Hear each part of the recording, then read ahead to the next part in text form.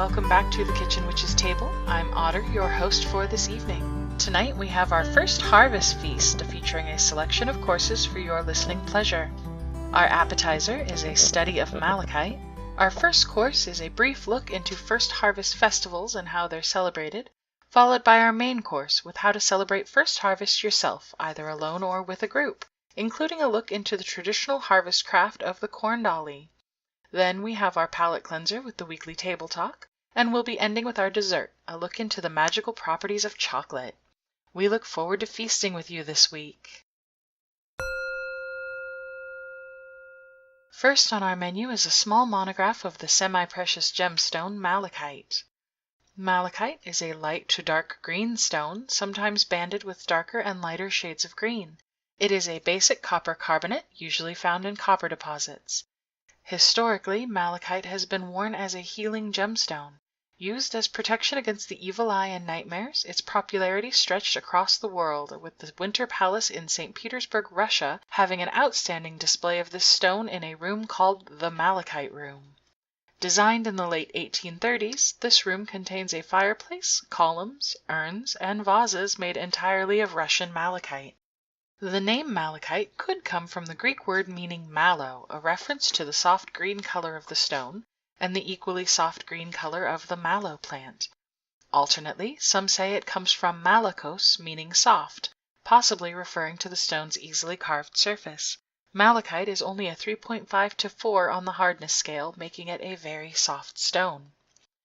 Magically, malachite is associated with the element of earth and the heart chakra. It can be used to add extra energy to workings or as a protective stone. It's said that when a malachite breaks, it was protecting its bearer from harm. Malachite is safe to handle in both its raw and polished state, but copper is highly toxic, and malachite is a copper-infused stone. Please don't use this gem to make crystal or gem water, or put it in your mouth, or in anything you're going to put in or on your body. Due to its soft nature, cleanse your malachite by placing it on a quartz crystal in the sun for an hour or two, and allow the sun and earth energies to clear your malachite. Please don't use salt, as this can mar the finish on your stone and ruin a perfectly lovely gem. Our first course is a look at the first harvest festivals that are celebrated this time of the year. The goddess is in her aspect as Grain Mother and Harvest Queen, and the god as John Barleycorn and the Green Man.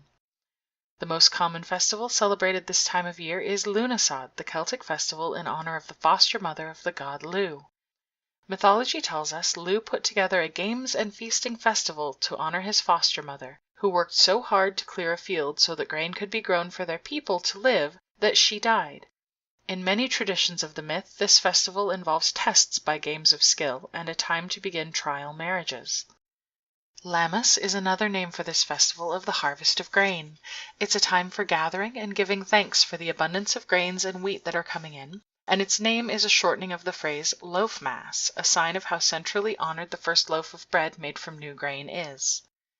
In ancient Greece, autumn was a time of sowing, a great festival called Thesmophoria in honor of the goddess Demeter. The harvest was called the Thalysia.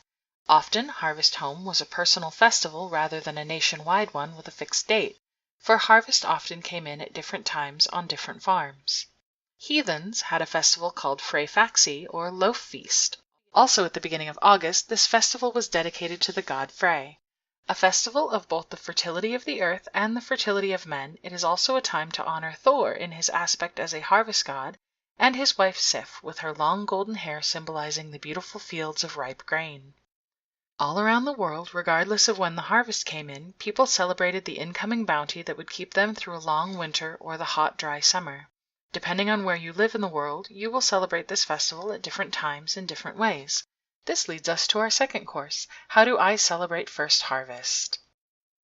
Harvest festivals can be celebrated in a variety of ways.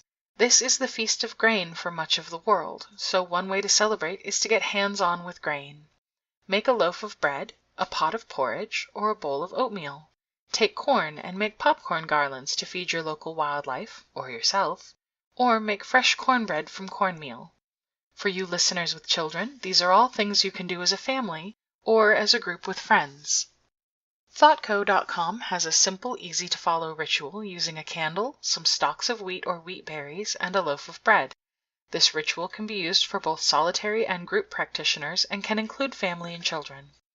Over at themodernpagan.net, Mrs. B also has a simple 5-minute ritual for the busy witch. For a simple but longer ritual with time for meditation and contemplation, try the ritual found at pathos.com, designed for solitary practitioners. As always, links to all our sources and resources can be found at our transcript on our website, with the rituals I just mentioned as links in the description below for your convenience. Another fun thing to do for first harvest is to make a corn or wheat dolly. These are not dollies as we think of them, little human figures made from corn or grain stalks. Instead, the term corn dolly was used to refer to any of the intricate straw-crafted tokens created for the season. They were used to thank the mother for the harvest and as a symbol of fertility and good luck. They were also used as a badge of trade at hiring fairs, often held in the fall. The Eden Project has a really nice tutorial for how to make a 4-straw compass plait. If you do this project, please let us know, and if you're comfortable, share some pictures of your amazing art. Now it's time for our palette cleanser, our weekly table talk. August 1st, 2018 sees the moon in her waning gibbous phase at 81% illumination and entering Aries. An Aries moon brings an increase of activity, impetuousness, and energetic action. This moon favors choices which demand courage, decisiveness, swiftness, and initiative. What do you have to do that requires courage and bravery? The next full moon will be August 26th, entering Pisces. Tonight's tarot card is the first card of the major arcana, the Fool. The Fool, or the Jester, is the first of 78 cards in the traditional tarot, numbered 0.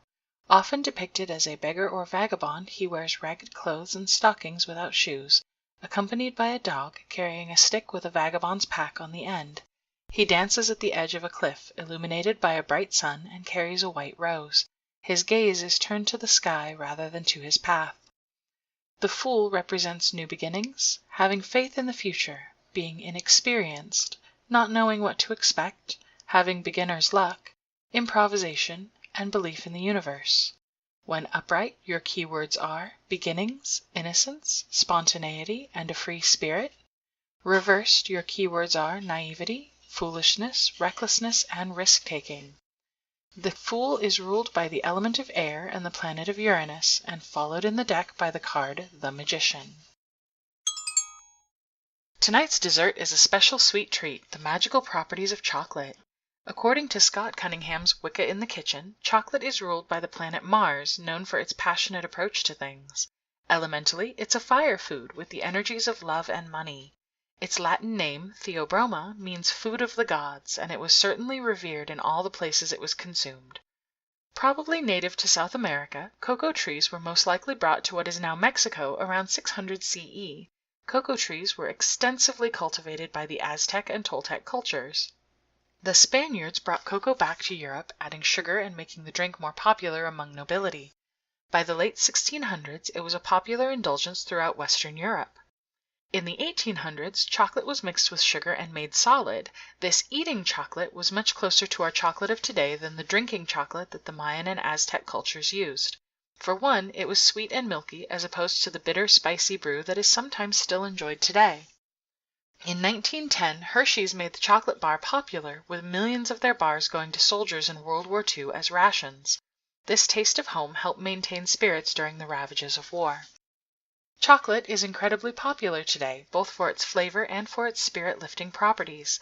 Chocolate contains the chemical phenylethylamine, which can help lift our spirits when they're low and helps in raising serotonin. Magically, chocolate in any form can be used to increase our ability to give and receive love. One can use dark chocolate to encourage romance and passion, while milk chocolate helps friendships to blossom and grow. Remember that in any love working involving another person, consent is critical. Always make sure that the recipient of any spell work you do consents to be a part of your working. With that in mind, try sharing a cup of hot cocoa with your partner to encourage your love to grow and blossom. Or indulge in your favorite fancy chocolate by yourself as a treat to encourage your love for yourself to grow. All right, my friends, that's all we have tonight for this episode of the Kitchen Witch's Table. Join us next time for a brief monograph of the crystal quartz, a study of the second harvest festival of the year, a look at some common fruits and their magical properties, and an overview of storm water and its uses in magic. It has been a pleasure chatting with you all. As always, transcripts and sources are available in the links in the description, as well as links to our social media for questions or comments. And may your day be blessed with exactly what you need, exactly when you need it.